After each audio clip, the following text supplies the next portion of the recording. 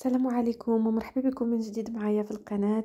سنة سعيدة وكل عام وأنتم بألف خير وبصحة وبكل متمنيات إن شاء الله يا ربي. اليوم غنشارك معكم العرضة اللي دارت لنا صاحبتي بمناسبة عيد ميلاد ديال بنتها. الله يحفظها لها والله يكبرها على طاعة الله وتشوفها في المراتب العليا بإذن الله. كانت بطبيعة الحال السلطة الملكية المغربية التي لا يعلى عليها، اللي كتعجب الصغير والكبير، وكانت تشكيلة كذلك من البريوات، السيجار والبسيطلات مالحين حلوين. الصراحة كانوا لذاذين واحد القرمشة ما نقولكمش. ان شاء الله شي نهار نشارك معكم شي وصفة من وصفاتها. فالغرض من هذا الفيديو تاخدوا منه افكار سواء للضيافة او لا لشي مناسبة بطبيعة الحال، وكنتمنى يكونوا كيعجبكم الافكار والاطباق سواء ديالي او ديال الصديقات ديالي اللي كنبارطاجي معاكم.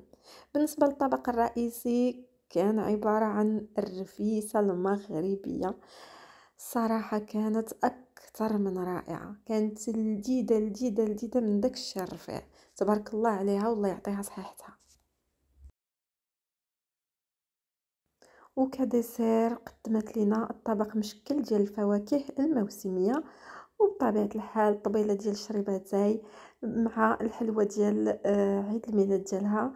سيتي ان فريزيي كي تي اكسلون. عيد ميلاد سعيد من جديد والله يكبر بها والله يحفظ لها بنيتها. وكان هذا هو الفيديو ديال اليوم، غادي نقول لكم الى الملتقى ان شاء الله في القريب العاجل مع فيديو وفكره جديده. في امان الله.